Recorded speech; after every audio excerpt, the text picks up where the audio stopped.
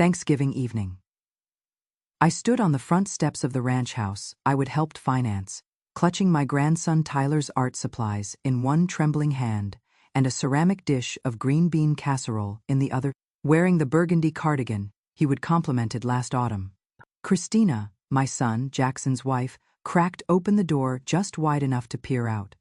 Her face stone cold despite the warm glow spilling from inside. "We are having family time," she declared, each word crisp and rehearsed. From somewhere in the living room, I caught Tyler's excited voice calling out, "Is that Nana?" She shifted her weight, deliberately blocking his view. I didn't plead or argue, just managed a gentle smile that barely masked the tremor in my voice. "Best of luck with those property taxes coming due," I said quietly, then turned and walked back toward my sedan. That single sentence marked the end of my silence and the beginning of something far more consequential. Before we dive into this story, please hit that like button and subscribe. And I would love to hear from you. What is the most important lesson about family respect that everyone should learn? Share your thoughts in the comments section below. Thanks so much. I would parked halfway down the cul-de-sac because something deep in my 70-year-old bones had warned me this visit wouldn't last long. The house appeared unchanged from the outside, autumn wreath hanging crooked on the door, inflatable turkey deflated and listing to one side on the lawn. But the invitation I would expected never came. I told myself it didn't matter, that grandmothers show up with homemade casseroles and craft supplies whether they are invited or not. I would even chosen that soft burgundy cardigan Tyler had admired during our last visit 6 months ago, hoping it might coax a smile from him. I pressed the doorbell and listened to the familiar Westminster chimes echoing inside, followed by shuffling footsteps and the muffled sounds of a football game playing on their television. The door opened slowly, revealing Christina in yoga pants and an oversized sweatshirt, her expression already hardened like she had been preparing for battle. "We are keeping things small this year," she announced, without so much as a hello. Her tone suggesting this decision was final and non-negotiable. "Just stopped by to drop off Tyler's art box and this casserole," I responded, lifting both items like an offering to show my peaceful intentions. She glanced at them dismissively. "You can leave those by the garage," she replied, already beginning to close the door.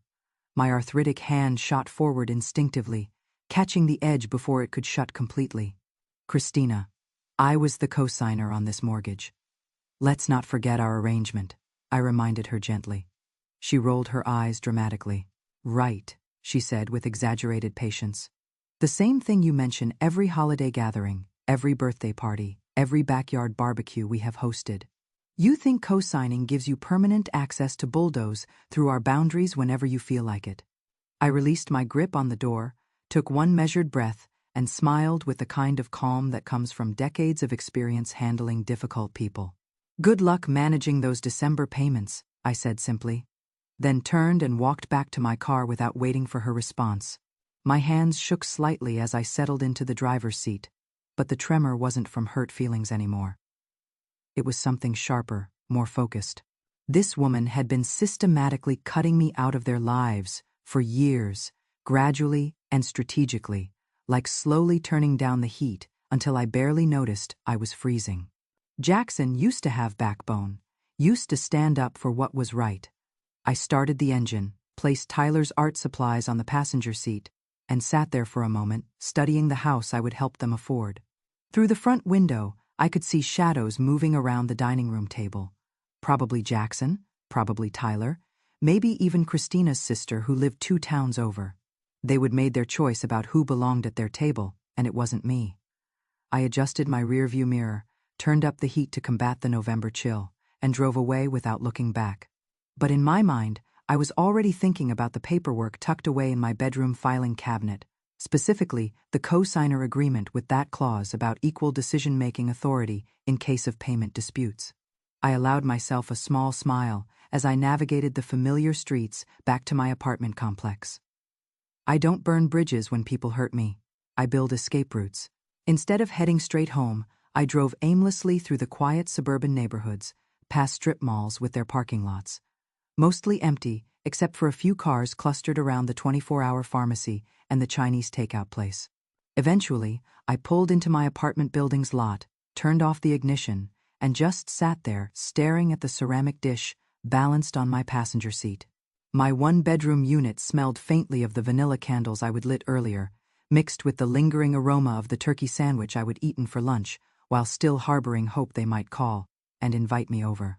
I would cooked that green bean casserole yesterday afternoon, using my mother's recipe with the crispy onions on top, still clinging to the possibility that Jackson might text or call at the last minute saying, "Come join us, Mom. We changed our minds about keeping it small." That call never came. I set the casserole on my kitchen counter, unwrapped Tyler's art supplies, a set of watercolor pencils I would picked up at the craft store because he would mentioned wanting to try painting landscapes, and placed them next to my untouched dinner plate from earlier. I poured myself a small glass of the red wine I keep for special occasions and stood in my narrow galley kitchen, chewing mechanically without really tasting anything. The silence in my apartment felt almost heavy, like it had physical weight pressing down on everything. I switched on the television just to fill the emptiness, found a classic movie I would seen countless times before, and muted it so I could think. My eyes wandered to the bookshelf where last year's framed photograph of Tyler sat slightly askew, him wearing a turkey-shaped hat he would made at school, chocolate smeared across his cheek, wrapping his thin arms around my waist like I was his anchor to the world. I straightened the frame, then picked up my phone to check his activity on the family messaging app. His daycare had switched to a new system where teachers posted daily photos and updates. But Christina had removed me from the parent notification list months ago without explanation. I scrolled to Tyler's contact, hit the call button, and listened as it went straight to his voicemail. The one where his 6-year-old voice cheerfully announced he was probably playing Legos and would call back later. "Hi, sweetheart. It is Nana," I said softly into the phone. "Just wanted to say I love you very much. Happy Thanksgiving, and I hope you had fun today. You can call me anytime you want, okay? I miss you lots." I ended the call before my voice could betray the growing ache in my chest, then placed the phone face down on my coffee table. The wine tasted sharper than usual as I sipped it, so I walked to my small home office area and pulled open the filing cabinet where I keep all my important documents. I rifled through the manila folders until I located the one labeled Jackson's house, mortgage documents, and spread the contents across my desk. I hadn't examined these papers in over a year, not since the original closing. There was my signature on the co-signer line, the notary's official stamp, all the fine print about refinancing requiring both parties' written consent. I flipped through the pages methodically, carefully, until one document stopped me cold. A refinancing addendum dated from 8 months ago, something I would never seen before, something I definitely hadn't signed, but there it was. My name printed clearly. A signature that looked roughly like mine, Christina's name alongside it, and the date coinciding with Tyler's 6th birthday party that I would been mysteriously uninvited to at the last minute. My stomach clenched as I studied that forged signature more closely. The loops were completely wrong, the slant was off, and I remembered spending Tyler's birthday alone in this apartment, wondering why Jackson had suddenly said the party was just immediate family when I would helped plan it the week before. I reached for my phone and texted Margaret, an old colleague who had worked in banking for 30 years and notarized most of my important paperwork over the decades. "Can I stop by tomorrow morning?" I wrote. "Need your expert eyes on some mortgage documents. Something doesn't look right." She responded within minutes. "Of course, dear, come by around 10. I sat there for a long while, holding that fraudulent page like it was a smoking gun. Today wasn't just about being disrespected or excluded from Thanksgiving dinner. I would been systematically deceived, possibly robbed, and somewhere in that ranch house, my grandson was being raised by someone who had no qualms about committing forgery, manipulating family relationships, and smiling sweetly while doing both. I walked to the kitchen, picked up the ceramic casserole dish, and without hesitation, dumped the entire contents into my garbage disposal. Christina wanted to erase me from their family traditions. She should have been more careful about leaving a paper trail that could land her in federal prison. I rinsed the wine glass, set it in the dishwasher, and pulled out a yellow legal pad. Tomorrow I would visit Margaret and get professional confirmation of what I already knew. Tonight, I would start documenting every date, every payment, every lie I would been fed over the past year. Because if Christina wanted to wage war against a 70-year-old woman, she would just pick a fight with someone who had nothing left to lose and plenty of time to research exactly how expensive forgery convictions could be. The next morning, I arrived at Margaret's cozy brick colonial, just after 10 of the clock. Manila folder clutched in my arthritic hands. Margaret opened her front door wearing slippers and a coffee-stained bathrobe, and before she could even offer me a hug, she took one look at my face and said, "You look like you haven't slept a wink." I didn't argue with her assessment. She guided me into her kitchen, where the lingering smell of burned toast competed with fresh coffee, and I spread the mortgage documents across her breakfast table, like pieces of a puzzle I needed her to solve. "Look at this," I said, pointing to the refinancing page with the forged signature. "That is supposed to be my name, but I never signed it."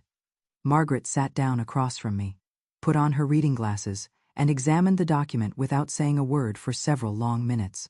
Then she reached into her own filing cabinet, pulled out a folder of papers she would notarized for me back in 2022, and placed them side by side with the questionable document. "It is not even close to being your signature," she said slowly, shaking her head. "This looks like someone tried to copy your handwriting while riding in a moving car. And look at the date, that is a Sunday. No legitimate bank processes refinancing paperwork on Sundays." I felt my stomach drop even though I would expected this confirmation. Margaret had just verified what I already knew. Christina hadn't just manipulated family dynamics. She would committed actual fraud that could result in federal charges. Margaret leaned back in her chair and studied my face with concern. "This isn't just family drama anymore, Dorothy," she said seriously.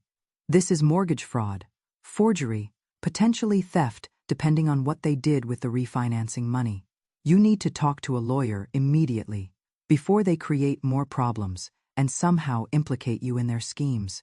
I left Margaret's house feeling like I would aged 5 years in 5 minutes, but also strangely energized. At home, I didn't even remove my coat before firing up my computer and searching for legal aid services in the area. After 3 phone calls, I found an attorney who could squeeze me in the following afternoon. I spent the rest of the day gathering every receipt, every payment record, every text message exchange I could locate. Christina had been clever about her manipulation, but not perfect. There were small inconsistencies scattered throughout our communications, messages where she would written things like, "Jackson will handle the paperwork this time," or "You don't need to come to the bank with us for this one." All of it painted a picture of gradual exclusion that culminated in outright fraud. I kept thinking back to the moment I would originally signed that mortgage agreement, how Christina had barely mumbled a thank you while Jackson hugged me and told me how grateful he was for my help. I would told myself that family comes first, that helping my son achieve homeownership was worth the financial risk. But now I could see clearly, they would needed my signature and credit score until they didn't anymore. Once they would built enough equity and payment history, Christina had simply rewritten the rules to cut me out entirely. That evening, I created a list on yellow notebook paper titled "Things I Should Have Seen Coming," and item number 1 was trusting Christina with anything more valuable than a grocery list. I fell asleep on my couch wearing the same clothes from the day. Laptop still open beside me with multiple browser tabs about mortgage fraud penalties and cosigner rights. I wasn't scared anymore. Underneath the exhaustion, I felt something sharper and more focused than I would experienced in years. I wasn't just going to fix this legal mess. I was going to make sure Christina never forgot the cost of underestimating a grandmother with time, determination, and absolutely nothing left to lose. Walking into the legal aid office the following afternoon, I felt mentally drained from spending hours combing through financial documents and replaying every conversation with Jackson and Christina from the past year, trying to pinpoint exactly when their treatment of me had shifted from family inclusion to calculated exclusion. The attorney turned out to be younger than I would expected, probably early 30s, with sharp, intelligent eyes and the kind of direct communication style that doesn't waste time on pleasantries.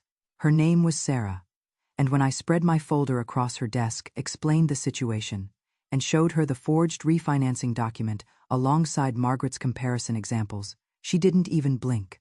"This is textbook mortgage fraud," she said, flipping through the pages quickly but thoroughly. "As a co-signer, you have legal ownership interest in that property. Any refinancing without your legitimate signature is completely invalid. Depending on how they use the money from this illegal refinance, we might also be looking at theft charges." I gripped the arms of my chair, feeling my heart pound harder than seemed healthy for someone my age. Sarah walked me through my options systematically. I could file criminal charges, petition the court to freeze any future transactions on the property, or file a civil motion to force the sale of the house, which would trigger a complete financial audit of every transaction connected to that mortgage. "You would likely recover your portion of the equity," she explained. "But once we start this process, things will escalate quickly and get very unpleasant." I stared at the stack of documents between us, thinking about Tyler's confused voice asking if that was Nana at the door. Thinking about Christina's rehearsed coldness, thinking about Jackson's conspicuous absence from that conversation. "They already made things unpleasant," I replied. "I am just leveling the playing field." She told me to go home and consider my options overnight, but I didn't need time to think. I left her office, sat in my car, and called Jackson's number before I would even fastened my seatbelt. He answered on the third ring, sounding groggy like he would been napping. "Hey, Mom," he said, and I could hear Tyler's cartoons playing in the background. I didn't bother with small talk or gentle lead-ins. "We need to talk right now, Jackson, face to face." He hesitated, probably caught off guard by my tone. "Christina's at her sister's place for the afternoon." "Perfect. I am not here to talk to her anyway." 10 minutes later, I was parked outside the ranch house I would help them buy, and Jackson emerged wearing sweatpants and a wrinkled t-shirt, rubbing his eyes like a teenager who had been caught sleeping past noon. He climbed into my passenger seat, and for a moment, we just sat there in silence while I gathered my thoughts. "Did you know about the refinancing document?" I asked without preamble. He didn't answer immediately, which told me everything I needed to know. "Jackson," he exhaled slowly, staring at his hands. "Christina said we would lose the house if we didn't refinance quickly. She said you would never agree to it, that you would want to be involved in every decision and it would take too long. So you let her forge my signature." I didn't see the paperwork until after everything was already processed, I thought. I thought maybe it wouldn't matter if nobody found out. I turned to face him directly, keeping my voice steady, but making sure he understood the gravity of what he would just admitted. "It matters, Jackson. You let her commit fraud using my name and my credit. I co-signed that original mortgage because I trusted you, because I wanted to help you build a stable home for Tyler. I am sorry, Mom. I know I screwed up." His voice cracked slightly, "but apologies weren't going to fix this anymore. You need to understand something before I take action," I continued. "I met with a lawyer today. What Christina did is a federal crime, and if you think her lies and manipulation end with that forged signature, you are being naive." He nodded slowly, still staring down at his lap like a child being scolded. "You are going to fix this situation before I have to fix it myself," I said. "Because I have got documentation. I have got legal representation. And I have got nothing but time to pursue this as far as it needs to go." He looked up at me finally, fear evident in his eyes. "What do you want me to do? Tell me the truth about everything. Where the refinancing money went. What other financial arrangements Christina has made without my knowledge, and whether you are going to keep enabling her or start protecting your son." He got out of the car without saying anything else, but I watched him walk back toward the house with his shoulders hunched like someone carrying a weight he couldn't handle anymore. That evening, Christina called me. I let it go to voicemail, then played back her message. "You have no idea what you are starting. Dorothy, some battles aren't worth fighting." I stared at my phone screen, jaw clenched, then opened my voice memo app and recorded myself reading her threat out loud for documentation purposes. After that, I blocked her number completely. I wasn't bluffing about legal action, and now she knew it. The next morning, an envelope appeared under my apartment door with no return address. Inside was a photocopy of my driver's license and a typed note that read, "Be careful what doors you try to open." I didn't feel intimidated. I just added the note to my growing evidence folder, stapled it to the forged mortgage document, and wrote across the top in red ink, Exhibit C, Intimidation Attempt. Christina had officially escalated this from family dispute to criminal harassment, and she would just provided me with her first documented threat in writing. 4 days passed without any contact from Jackson. No phone calls, no text messages, no unexpected visits to my apartment.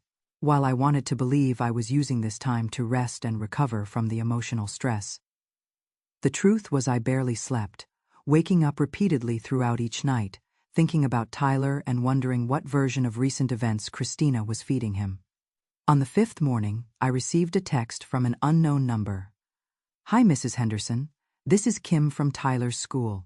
Something came up that I thought you would want to know about." I blinked at the screen for several seconds, trying to place the name, then remembered. Kim used to attend the same book club I belonged to before. Christina started insisting they were too busy for me to babysit Tyler after school.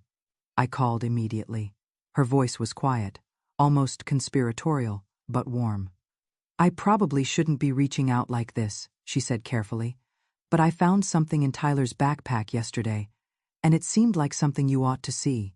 30 minutes later, I was sitting in my car outside the elementary school while Kim slipped out a side entrance carrying a folded piece of construction paper, which she handed to me like we were conducting some kind of covert operation.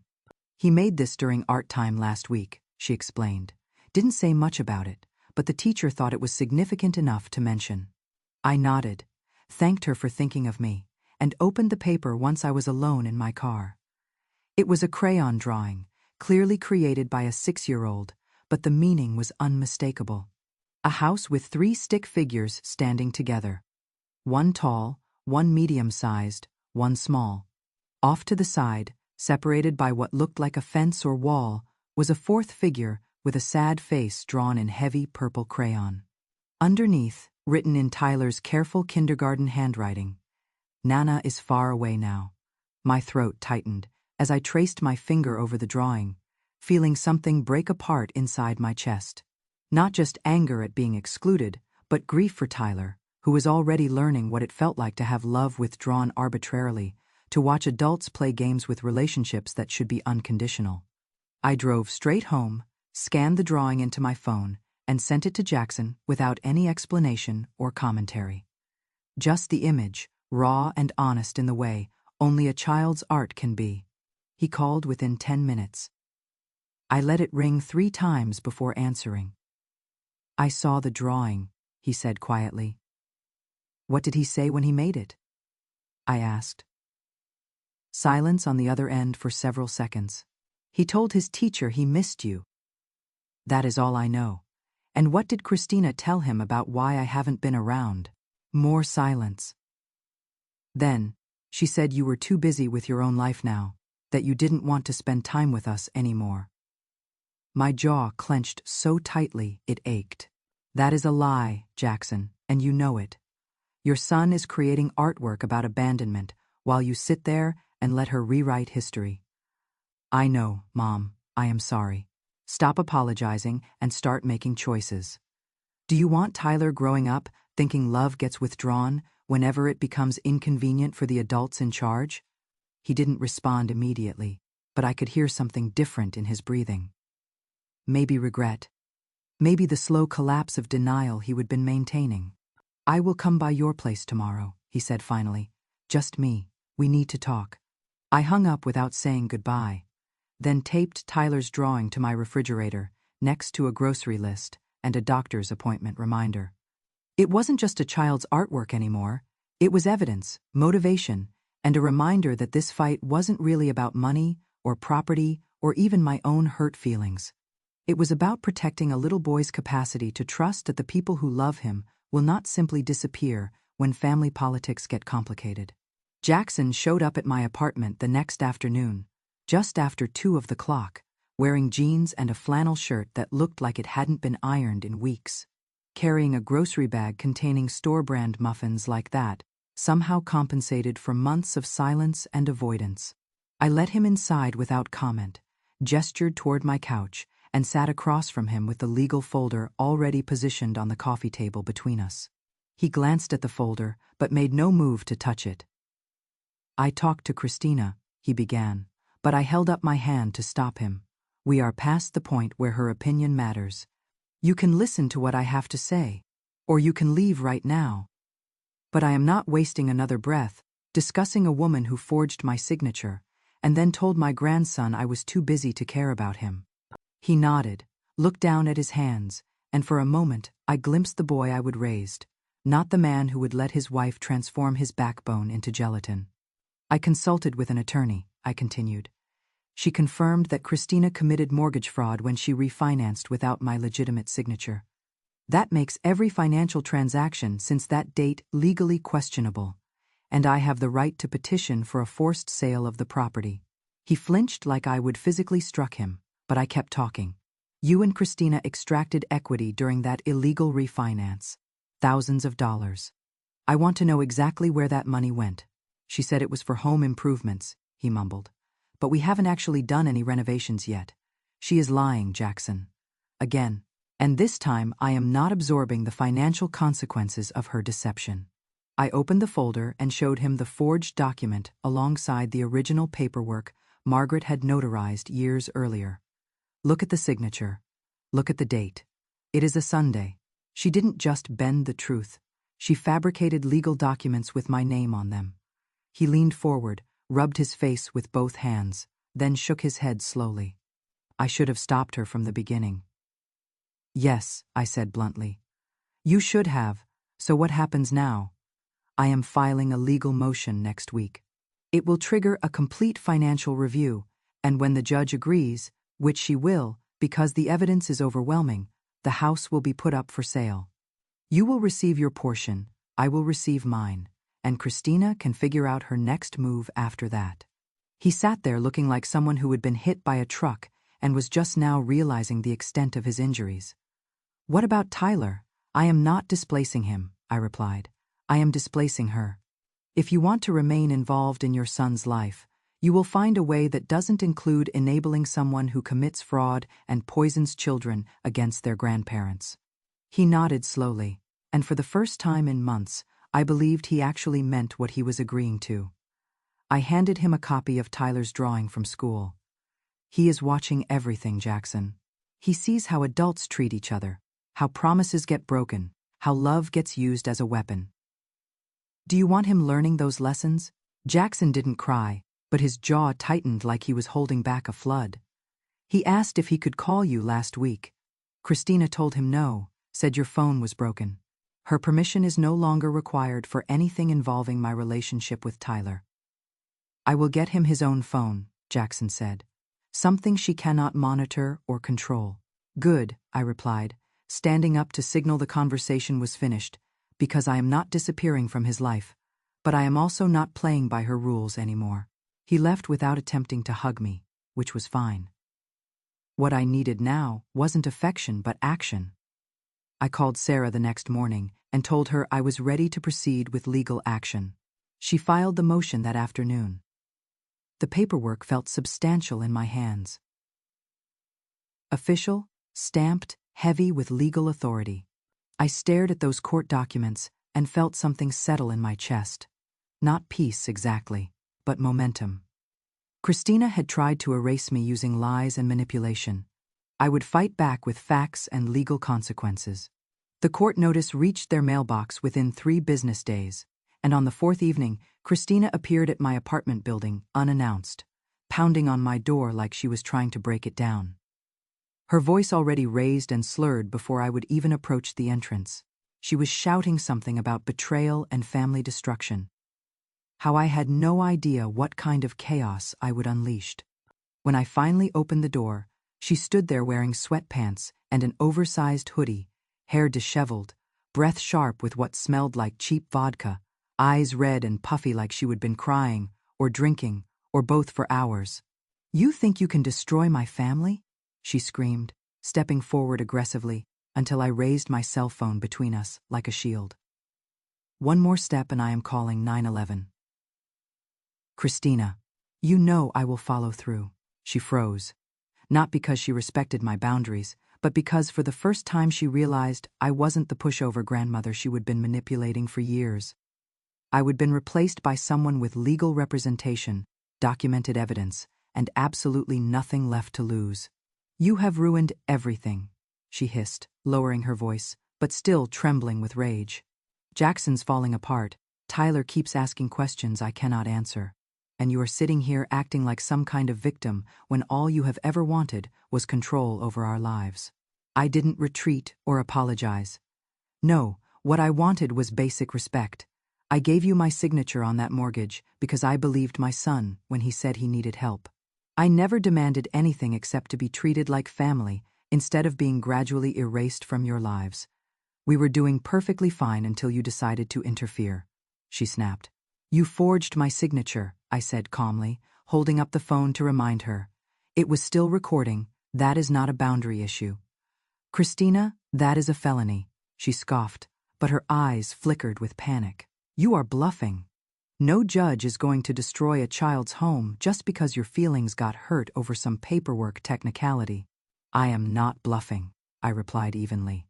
And it is not a technicality when you commit mortgage fraud.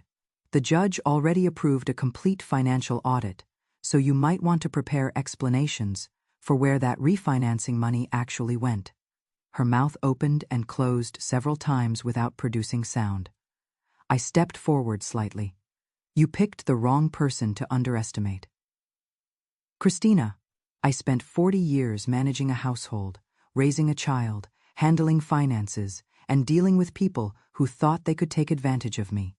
You think I cannot handle one, entitled fraud with a drinking problem? She stepped backward, visibly shaken now, her voice cracking as she said, You are going to regret this.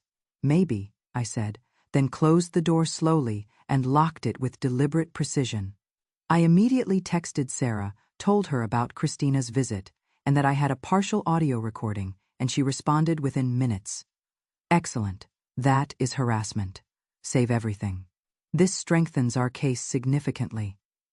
I forwarded the audio file, then poured myself a glass of water and stood in my kitchen, staring at Tyler's drawing still taped to my refrigerator. I traced the crayon lines with my finger and thought about him sleeping in that house right now, unaware that everything in his world was about to shift dramatically. Christina had declared war when she chose fraud over honesty, manipulation over conversation. Tonight she would come unhinged, because she finally understood her house of cards wasn't just collapsing. It was being systematically demolished, one legal document at a time.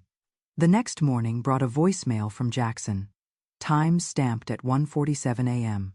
His voice barely above a whisper, like he would recorded it from inside his car to avoid being overheard. I left the house, he said, sounding exhausted and defeated. I couldn't take it anymore. She threw a coffee mug at the wall and told me to choose sides. I chose Tyler.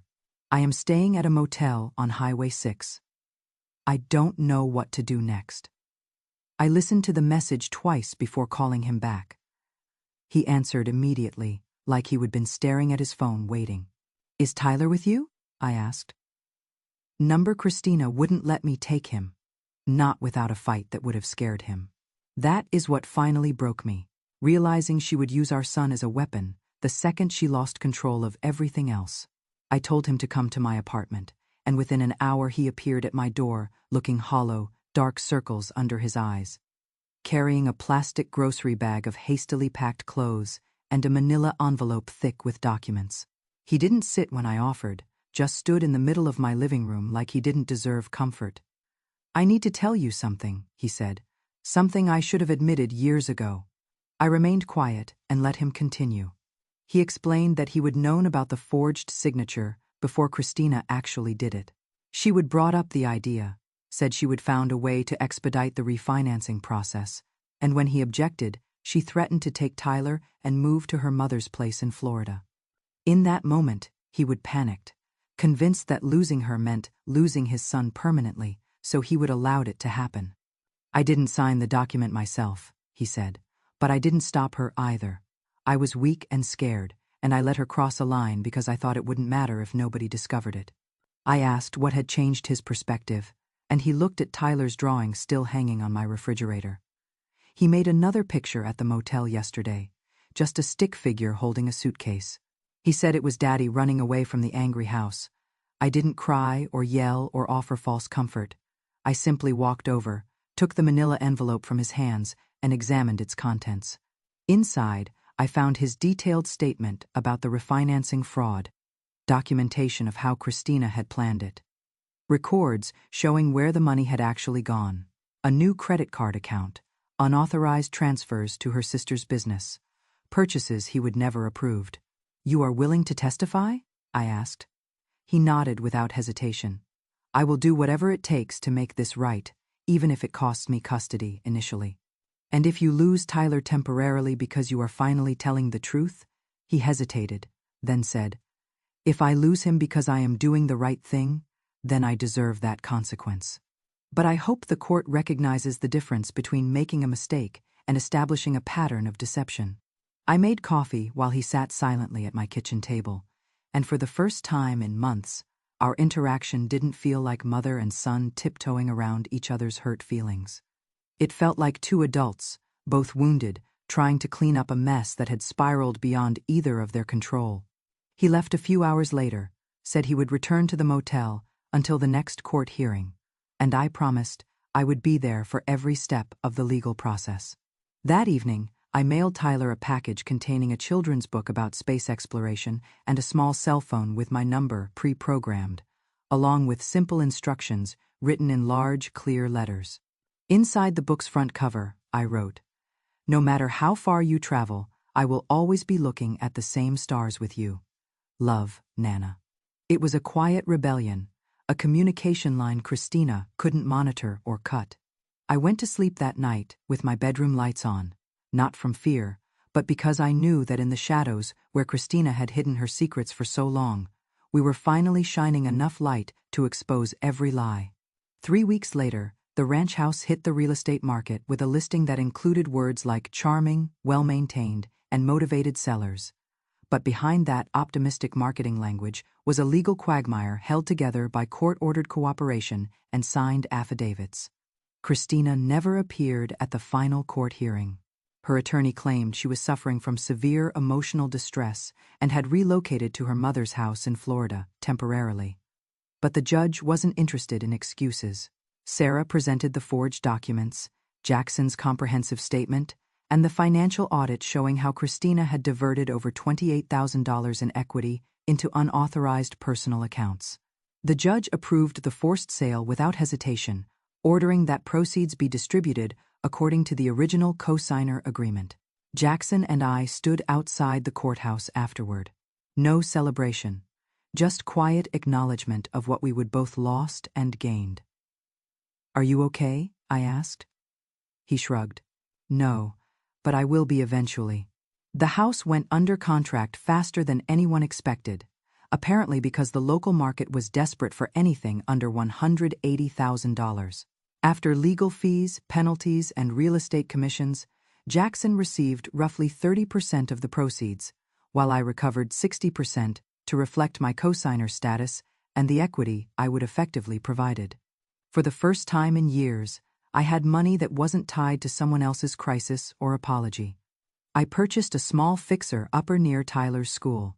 Single-story, pale yellow, with faded shutters and a yard full of dandelions, but it felt genuinely mine in a way nothing had since my husband passed away.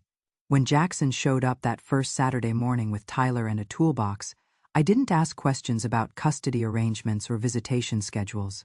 We didn't discuss Christina's absence or what might happen next. We just worked, painting walls, fixing the squeaky front door, even repainting the mailbox, which Tyler insisted should be bright red because mail carriers need something cheerful to look at. I made sandwiches for lunch. Jackson repaired the broken window latch in the kitchen, and for the first time in months, everything felt normal, like we weren't dragging emotional baggage behind us with every conversation. Tyler stayed for the entire weekend, sleeping in a blanket fort he constructed in the spare bedroom, and Sunday morning he handed me a new drawing, me and him sitting on a porch swing with Jackson building something in the background with his tools.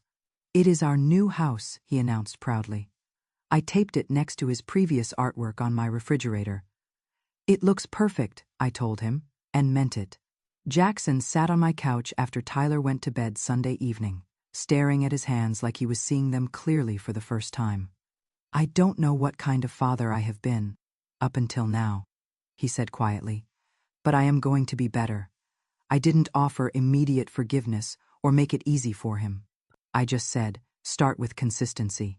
Children trust what they see repeated, not what they hear promised." He nodded, like that advice was more valuable than anything he would heard in therapy sessions. The house sale closed officially the following week. I received the wire transfer Monday morning, signed the final paperwork Monday afternoon. And that evening I sat on my new front porch with a glass of iced tea, watching Tyler chase fireflies across the small patch of grass that was now officially ours. I wasn't bitter anymore. Christina was gone. Maybe permanently, maybe not. But that was no longer my concern. I would stop trying to fix what others had broken, just to maintain a peace that never included me in the first place. I had a house, a grandson who laughed again when he visited, and a son who was finally learning that love isn't about staying silent when people hurt you. It is about showing up consistently when it matters most. For the first time in years, I was truly home.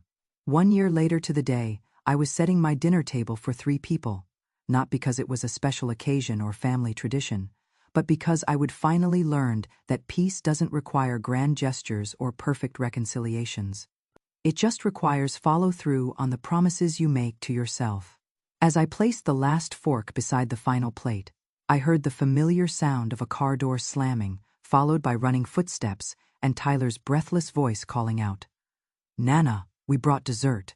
I opened my front door to find him holding a plastic container with chocolate cake crumbs scattered across the lid, while Jackson stood behind him carrying a small, artificial Christmas tree they would obviously picked up from a convenience store. "Every Christmas needs a tree," Tyler announced solemnly, "even if it is tiny and kind of crooked." I laughed, stepped aside, and welcomed them into the house that now smelled like roasted chicken and had fresh paint on the walls, fixed plumbing, and a wooden swing in the backyard that Tyler had christened his thinking spot. We ate dinner at the table where I would displayed his artwork like precious stained glass, including the drawing from the motel, one from his first weekend here, and a new one he would created. Just that afternoon, a crayon version of all 3 of us standing in front of the little yellow house with the words "Our Real Christmas" written above us, in green marker. I hugged him longer than I probably should have, kissed the top of his head, and whispered, "You make every place feel like home." Sweetheart. After dinner, Jackson washed dishes without being asked, and while he did, Tyler curled up next to me on the couch, showing me pictures he would taken with his kid-friendly phone. Mostly blurry shots of Lego creations, neighborhood cats, and what appeared to be a slice of pizza with googly eyes stuck to it. But one photo was of me, sitting on the front porch with my iced tea, eyes closed, face tilted toward the afternoon sun. "I took that when you weren't paying attention," he said proudly. "It is my favorite picture." I stared at the image on his phone screen while something warm and full expanded in my chest. "That is my favorite too," I said softly. Later, after Tyler fell asleep watching cartoons on the carpet and Jackson gently carried him to the spare room, we sat on the front porch and Jackson pulled out his phone. "Christina sent me a voicemail," he said. "She wants to discuss visitation arrangements." I nodded slowly. "Are you going to call her back?" He hesitated. "I am not sure. Part of me wants to tell her exactly what I think about her choices. The other part just wants to focus on moving forward." I didn't offer advice. I just said, "Do whatever keeps Tyler safe and keeps you sane. That is all that matters now." He put the phone away and leaned back in his chair. "Thank you, Mom, for not giving up on me when I gave up on myself." I looked at the little artificial tree blinking softly through the front window. Then at my grown son, who had finally learned to put his child's well-being ahead of keeping peace with someone who didn't deserve it. "Just keep showing up," I said. "That is all I ever wanted." And that was the resolution. Not dramatic or loud. Just quiet truth settling into place like furniture in a room you finally know belongs to you. This Christmas didn't come with perfect families or elaborate celebrations or complicated explanations. It came with honesty, effort, and the people who stayed after the storm passed. I would walked away from a house I would helped finance, and in return, I would gained a home nobody could take away from me. When I tucked Tyler into bed that night, pulled his blanket up to his chin and kissed his forehead, I realized this wasn't just a better ending than what I would started with. It was finally the right one. What life lesson resonated most with you from this story? Share your thoughts below. And don't forget to like and subscribe for more real-life family stories. Have you ever had to stand up to someone who was taking advantage of your kindness? Tell us about it in the comments. Sometimes sharing our experiences helps others find the courage to protect themselves too.